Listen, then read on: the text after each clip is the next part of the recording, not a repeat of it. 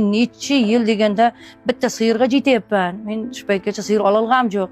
Qancha vaqt baxtim o'qizilardi deb shunchani qildim, yo'q. Meni eshitmadi. Chiroqchi tumanining Humo mahallasida 46 yoshli Ro'za opa yashaydi. 3 farzandning onasi. Bozorda tovuq sotib kun kechiradi. O'zining turmush tarzi haqida Instagramda video joylab boradi. Oddiy, samimiy qishloq ayoli. Bugun Ro'za opa va havosining galdagi qahramoni. Yaqinda qo'zichoqlarni sotib, sog'in sigir olaman deb bozorga borgan va aldangan. Xullas, Ro'za opa bilan dardlashgani uning uyiga keldim. Mana shu molda bir amallab boyna 2 qo'ydi sotib bolasi bilan oldik. Hani endi siz bu molga qarang-da. Buni jilini imman kichiramaydi-da. Buni jilinini bizlarga sovun sigir deb allab jilinini ishirib qo'yib sotgan ekan-da buni. Olib keldim. Keyin sit chiqmadi. Keyin bu haftasiga olib bordim. Shu odam o'zini ko'rdim. O'zini ko'rdimda nima bitib alladingiz? Men qaytaruvang endi dedim. Bor qo'lingdan kelganini qil, men ishtimi ana qamchi o'zing olgansan. Nima desa deb keyin shundan qochib ketdi. Muchasga o'ylarim, javob berdim, go'r qildim, menga mana o'sha qog'oz jo'natdi. O'zing olgansan, endi nima qilsan qilaver deb. Endi yo'q, sovun sigiram yo'q, go'ram yo'q endi.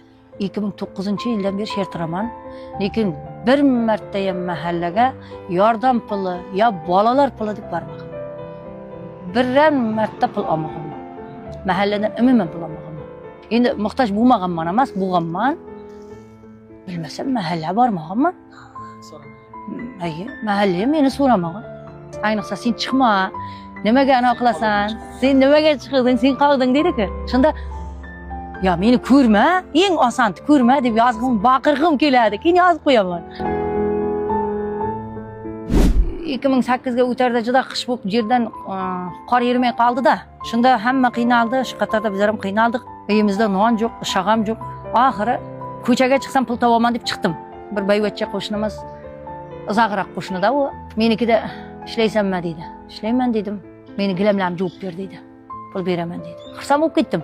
Bir chiqarishda 8 ta gilam chiqardi.